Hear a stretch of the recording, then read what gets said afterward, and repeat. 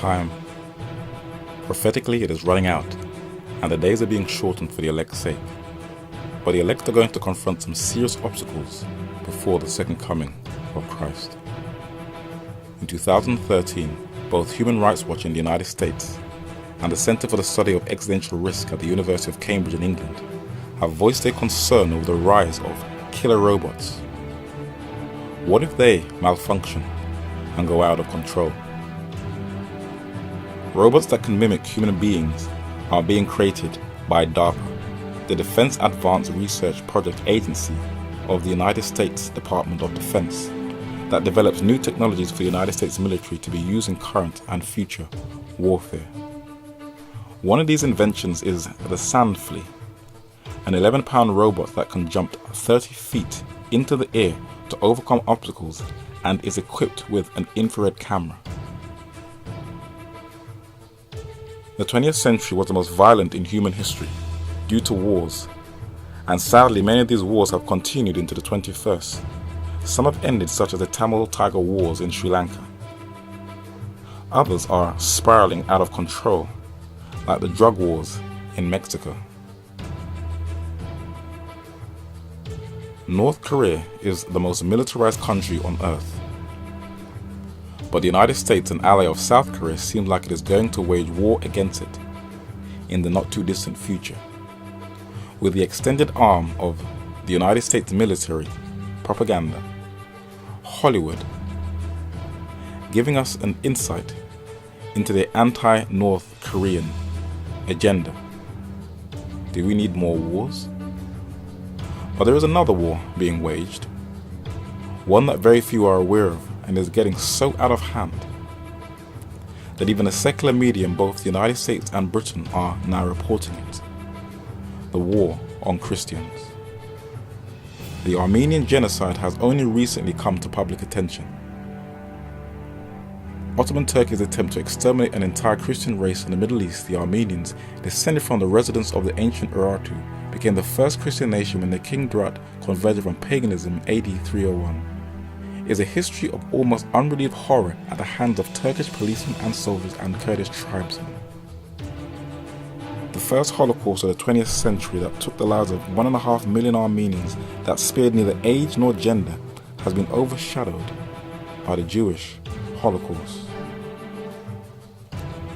But in the 21st century, all over the world, in both secular, religious, democratic, or authoritarian states, Jesus Christ's precious flock is being targeted, hunted down, mercilessly killed, and even framed. When China became a communist state, Christians were one of the groups who became a target, and many churches still operate underground.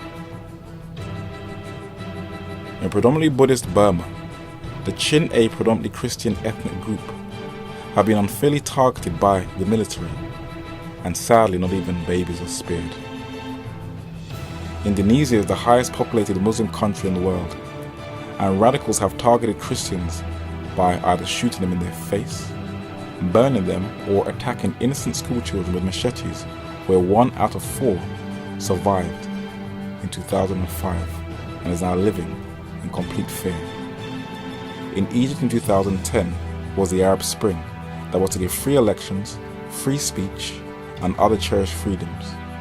But the Saudis suspected it was motivated by outside influence, the West. The country's leading clerics have warned against the evils of the regional unrest, which they say was incited by foreigners to foment instability in Muslim countries. Why was the now retired United States Joint Chief of Staff Admiral Mike Mullen doing with the Egyptian Armed Forces Chief of Staff Lieutenant General Sami Inan in Cairo in 2010? Hosni Mubarak, one of the United States' strongest allies in the Arab world, was overthrown. But was there a change, and who replaced him? The Western-educated Mohammed Morsi, who is a member of the radical Muslim Brotherhood, another Western ally. The West praised him, and many Egyptians were happy, but not everybody was celebrating. The country's large Christian minority are apprehensive of a Brotherhood president. They fear restrictions on personal freedoms or rise in discrimination. Morsi promised the Coptic Christian community that they would receive fair treatment under his leadership. But since the Arab Spring till now, the Coptic Christians and their churches have been attacked, which is hypocritical of this Muslim nation who claim they want equal rights, but attack a minority. This is an ongoing global war that will never cease.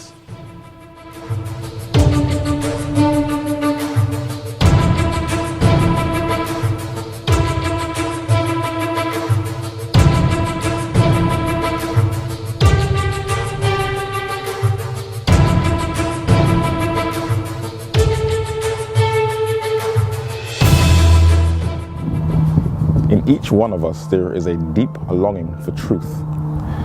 And in my search for truth, I wanted to see what takes place behind the scenes in world events. What are wars really about? Are they about religion or geopolitics? I opened up my Bible and I found a text in John chapter 13 and verse 19. And Jesus says, listen, if you want to know if I'm authentic or not, if I'm real, if I show you something before it happens, when it comes to pass, you will know if I'm real or not. So I started to go through the scriptures and I saw how the Bible prophesied the rise and fall of world empires. But specifically, it guides you to the very last generation of this earth and what they'll experience, especially wars.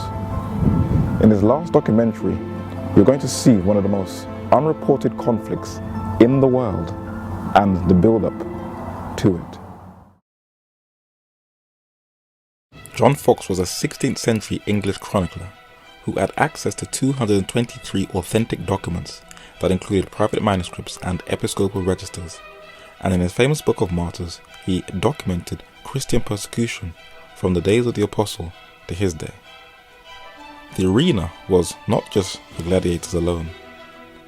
They were also for the entertainment of the day, Christian persecution.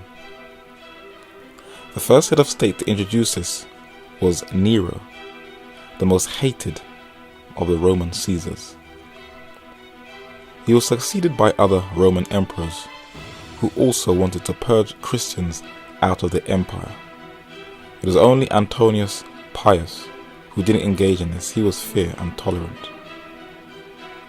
But after Emperor Constantine officially stopped persecution, it was to be revived again, this time not by the emperors, but by the popes in the headquarters of the Catholic Church, Vatican City. The popes claimed to be successors of Peter, but if you look around the Vatican, each pope is titled Pontificus Maximus, which means the bridge builder, a title first used by Julius Caesar. Pope Innocent III turned the papacy into a system of war, and he appointed Dominic to start that bloody inquisition to purge anything that dissented not from the Bible but from the authority of the popes.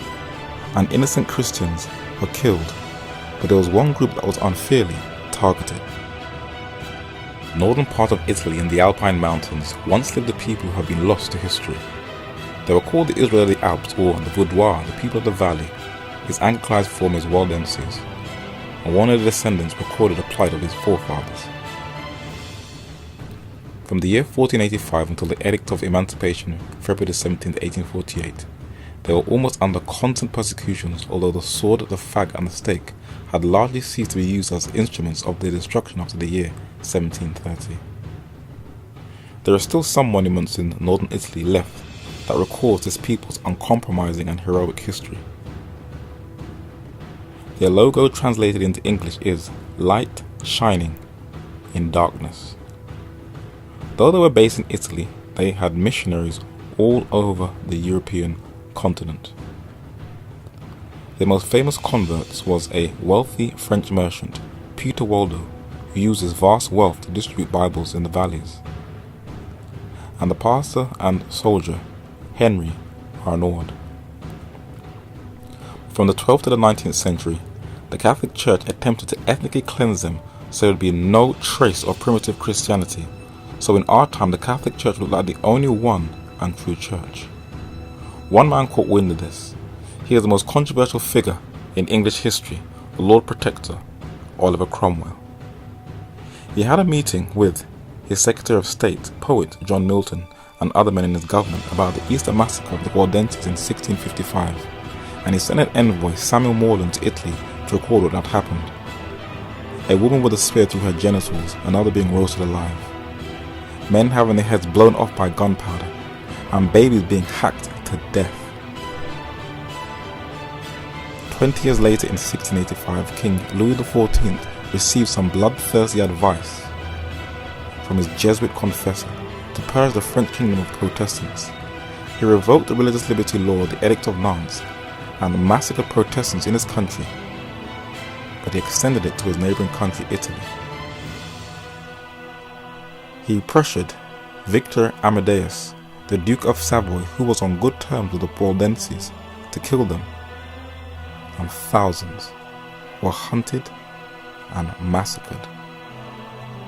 But those who survived, what happened to them? J.A. Wiley tells us. He says,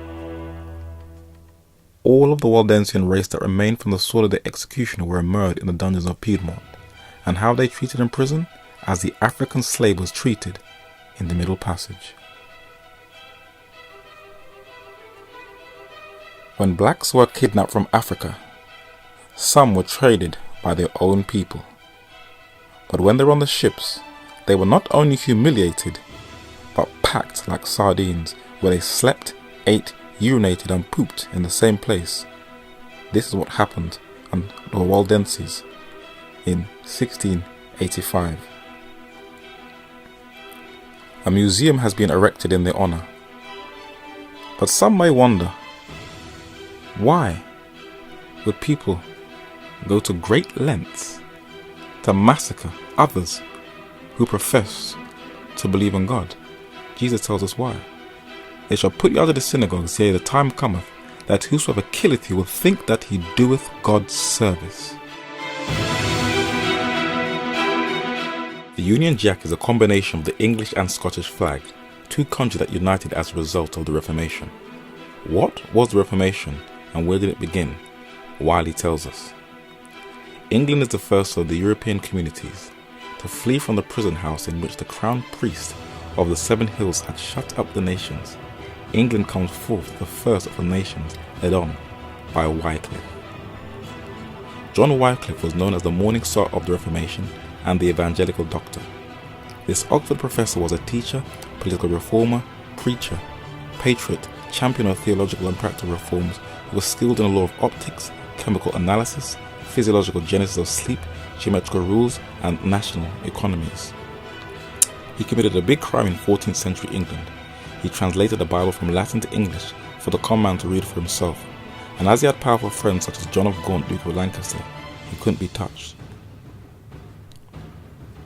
Today, in our modern world, if we have the luxury of a smartphone, we can download the whole Bible in just a matter of seconds, which costs near to nothing. In Wycliffe's day, he didn't have that advantage. Neither did he have the printing press of the 15th century that was introduced by Lawrence Coster on the left and John Gutenberg on the right. He had to translate from hand, and he trained young men who were known as Lollards or Wycliffites to preach around the British Isles the simplicity of the gospel, where even the nobility had the privilege of reading for themselves. Wycliffe's disciples spread rapidly throughout Britain, and men boldly preached, not for fame like preached of today, but for the love of the people. But men in darkness feared the light. An army started to gather under the leadership of King Henry IV, and prayer meetings were forcefully invaded and broken up. Bibles had to be handed over to the clergy, and men were arrested for having Bible studies. And under this king, men were burnt to death who wanted to exercise liberty of conscience. Hardly any of the English know this part of their history. In 1414, the reading of the English scriptures was forbidden upon pain of forfeiture of land, cattle, life, and goods from their heirs forever. At the Council of Constance, Wycliffe and his biblical teachings were condemned, and men who were influenced by them, such as the Czechoslovakian reformer John Huss, was condemned to death, and all of Wycliffe's writing which had spread around Europe. In modern Britain, we are seeing very stealthily similar things happen. In 2006, when you strike at civil liberties, such as the Terrorism Act, then religious liberties will be shortly targeted. A person who uses threatening words or behavior or displays any written material which is threatening is guilty of an offense if he intends thereby to stir up religious hatred. A consul may arrest without warrant anyone he reasonably suspects is committing an offense under this section. A person who publishes or distributes written material which is threatening is guilty of an offense if he intends thereby to stir up religious hatred. A person who distributes or shows or plays a recording of visual images or sounds which are threatening is guilty of an offense if he intends thereby to stir up religious hatred. We can see where this is going. Even in the United States, which is called the land of the free and the home of the brave, similar things are happening. Roger Williams, who founded the state of Rhode Island, introduced that state to have civil and religious liberties, and Isaac Backus, the Baptist, pushed for civil and religious liberties. But now the United States is targeting both civil and religious liberties, where the FBI spells out who are the most dangerous groups in North America. Anti-government conspiracy theories, it says, and end times prophecies could motivate extremist individuals. And a recent army training manual ranks evangelical Christians on a par with Al-Qaeda, a shadow of things to come. Sir John Oldcastle, Lord Cobham, was one of the many nobility who embraced the Bible over the authority of the Catholic Church, which showed how far Wycliffe's influence went. It cost him his life. He was burnt alive, and many were burnt for accepting the authority of the Bible over the authority of the Church. Under pressure, many recanted and submitted their conscience to the Church. The residence of the head of the Church of England was once a place of cruelty to the Lollards, Wycliffe's disciples. But why do hardly any English know this history? Where is it gone? Wiley tells us, the names of many of these early sufferers, to whom England owes under providence its liberties and its scriptural religion, have fallen into oblivion. Their memory is preserved in stone, and their names are recorded in heaven.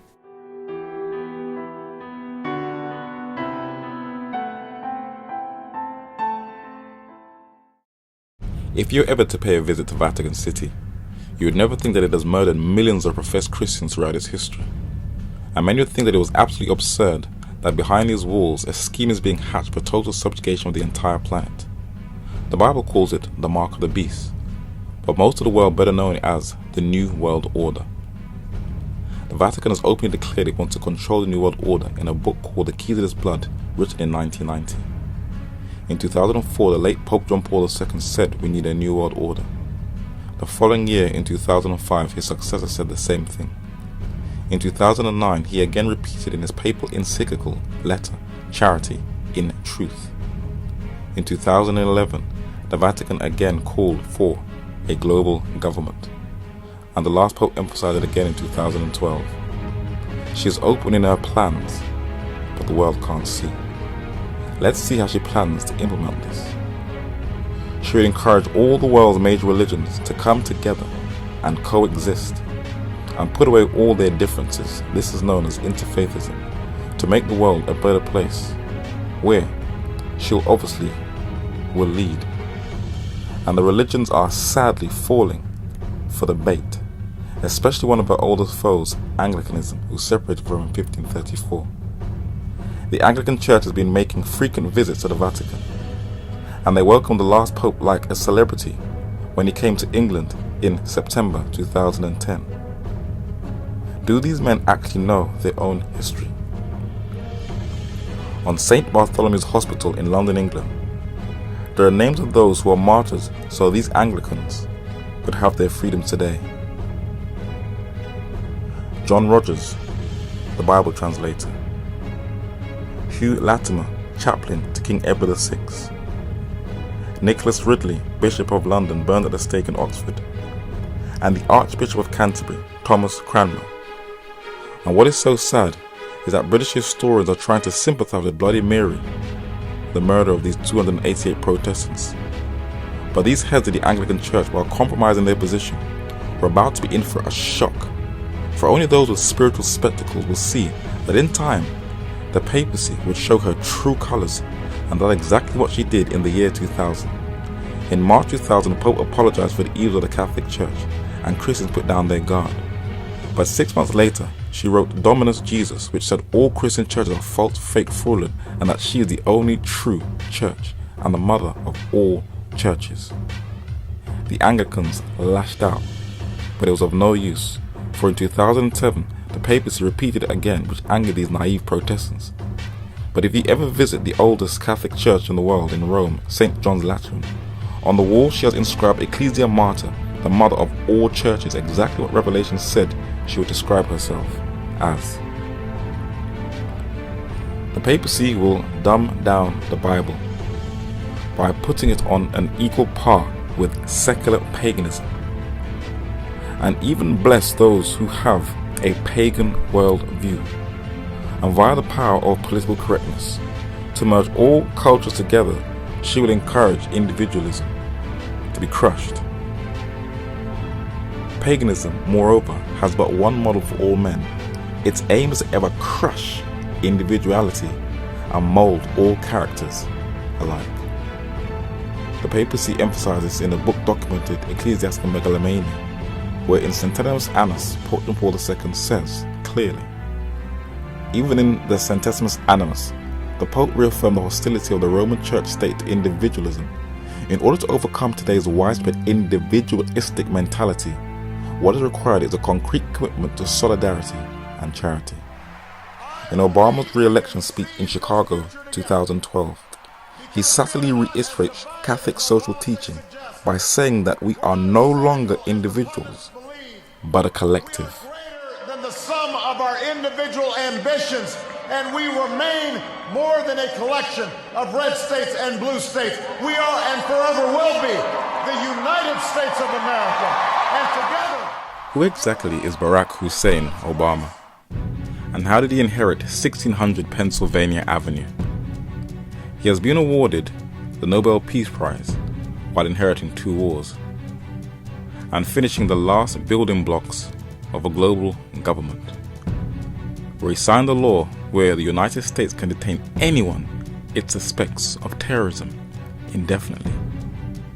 He was financed by the Billionaires Club that included his distant cousin on his mother's side, Warren Buffett. Some say that he is a disciple of the teachings of the father of community organizing, Jewish socialist Saul Alinsky, and say he has a communist agenda. Others accuse him of being a closet homosexual. And some say he is a secret Muslim, which he mocks at in his 2013 White House correspondent dinner. These days I look in the mirror and I have to admit, I'm not the strapping young Muslim socialist that I used to be. But who developed Obama's earliest years of education? As a child in Indonesia, Obama's Muslim father enrolled him in a Catholic school for a few years. Obama had been influenced by Catholic social service programs, particularly when he worked with Catholic-funded programs as a community organizer in Chicago. Obama was invited to receive an honorary degree at the leading Catholic university, Notre Dame. The Catholic Church had been awarding him and steering him throughout his life. But how did he become the 44th Commander-in-Chief of the United States? In April 2008, the last Pope Benedict XVI made a trip to the United States to obviously influence the US elections, but not everyone was impressed. The US Border Patrol complained that the Catholic Church was using her churches as asylum for illegal immigrants, and in the USA Today, it documented that the Vatican was donating $20,000 to assist illegal immigrants across the Texas-US border, which is a felon, and one film trailer verifies this. I took a vow of peace, and now you want me to help you kill all these men? Yes, Padre. I'll see what I can do. The reality is that America is changing. By the end of this century, a majority of the people will trace their origins not to Europe, but to Latin America. The Hispanics sincerely want a better life for themselves and their families, but the Vatican exploits them for their own self-interest under the guise of humanitarianism, to flood North America with Catholic immigrants where their huge numbers will decide who will win the United States presidency.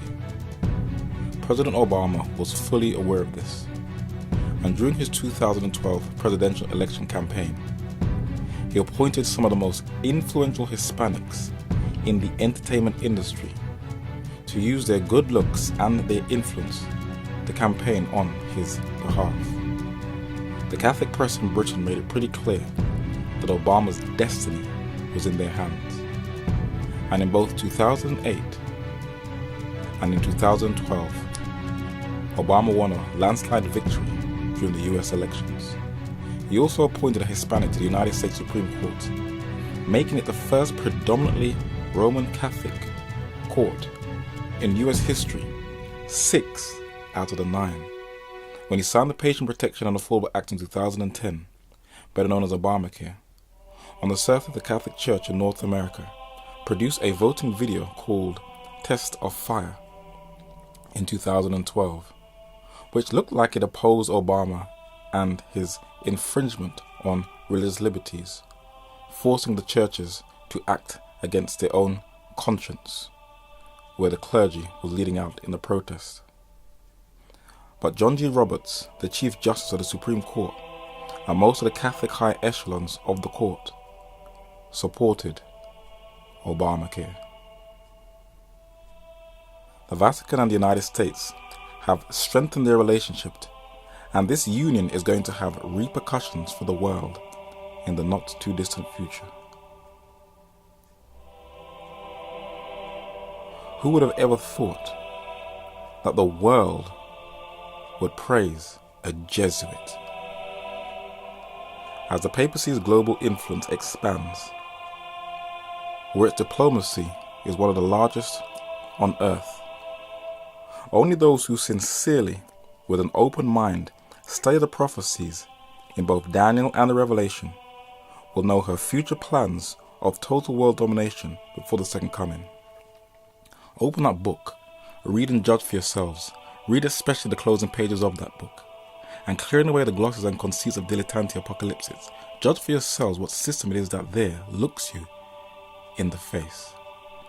The cause of God on earth has still its center in the great battle not yet fought out between Christ and Antichrist, betwixt Protestant truth and Popish idolatry. This is the conflict of the ages, the faith and patience of the saints. We live in what is called the information age, but it can sometimes be quite difficult to get the right information, especially when the corporate-controlled media is giving us complete lies and fabricating truths about a region in the world. And what makes it even more frustrating is even when the church keeps quiet. My advice to you as individuals is everything that you've seen in these 11 episodes, please go and research it for yourselves, whether you are a Christian or not. But my obligation and duty is to show you these truths. You may laugh, mock, criticize, think it's absolutely ridiculous, but you have been told. If life is spared, a DVD will be shortly following this.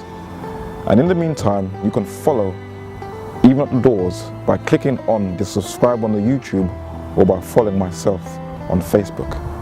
I hope that what you've been observing has been a blessing to yourself. In the meantime, Maranatha, which means the Lord is coming. He that is unjust, let him be unjust still. And he which is filthy, let him be filthy still. And he that is righteous, let him be righteous still.